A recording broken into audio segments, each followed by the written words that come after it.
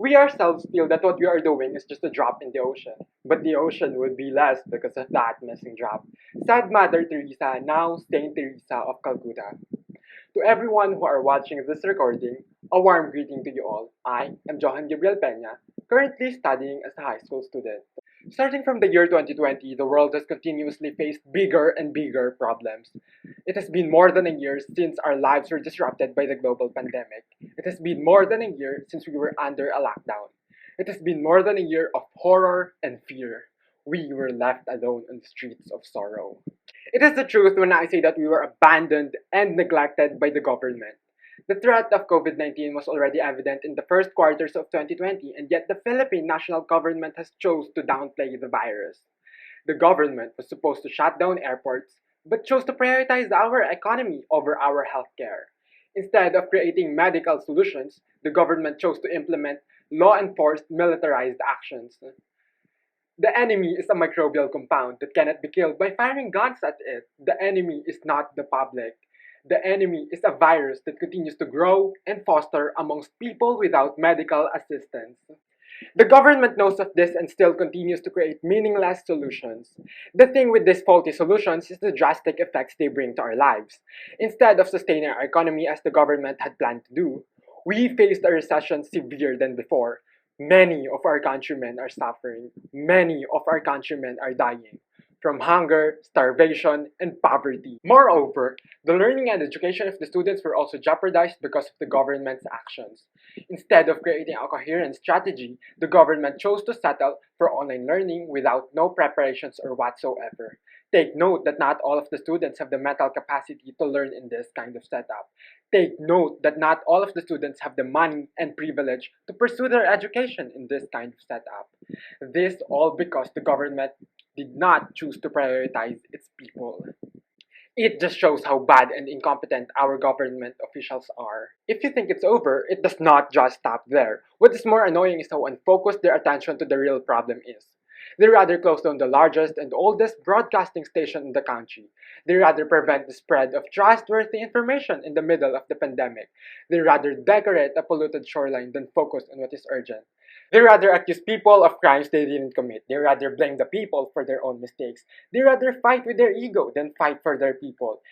And they rather pursue their interest than the interest of the people. What I have stated are just some of the problems this government has brought upon us people. This is just the surface of the flawed system of our government. But the sad thing about this is not many people are even aware or do even care about the situation. Not many of our countrymen even care about what is happening to our society. Someone asked me once if I'm a Dilawan. They really thought I was part of the opposition for voicing out my discern against the government. So I told them that I do not have to take sides to fight for what is right. And at that moment, I realized that not many people are educated about this topic. At that moment, I thought to myself, what am I supposed to do? Should I wait and settle for the storm to pass? Am I just going to keep my voice to myself? Should I just stand and watch it happen before my eyes? No, not again. Not this time. Not anymore.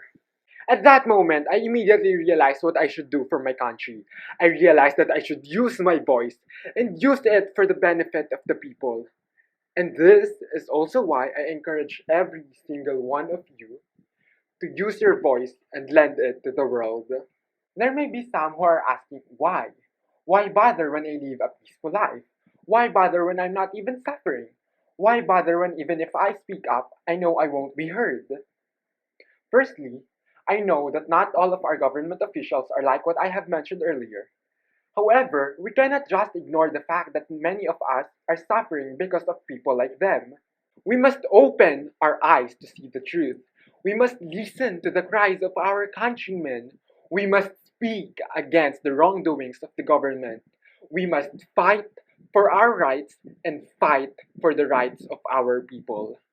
To clarify, I am not urging you to rebel against the government. I am urging you to be socially aware about our country. I am urging you to speak up against the bad governance of our government officials. This because we deserve a proper government that will prioritize our interests above all else. This because as a citizen of this country, we must involve ourselves in topics like this. More especially now that laws are being made to be abused and to abuse the people, especially now that fear is being instilled in our minds. These are just some of the reasons why we must speak. We must start making changes. Second, the answer is simple. Our voices have the power to make these changes. By joining together, we can make a sound louder than before. We can make a sound that will make us be heard. To all the people like me, you have a voice, so use it. Use it to speak for yourself. Use it to speak for others who can't. Find your voice and fill the void of silence. Find your voice and make yourself be heard. Because alone, we are nothing.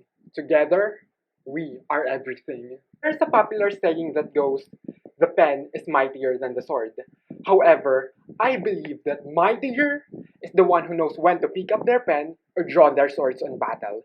This is no time for subtle and gentle actions. We must create a movement that will truly make changes. To my fellow youth and to the people in general, we must not stand down. We will not cower in fear anymore, as we will be the mighty giants that shall empower society. As a citizen of the Philippines, it is our role to renew, refresh, and maintain our society.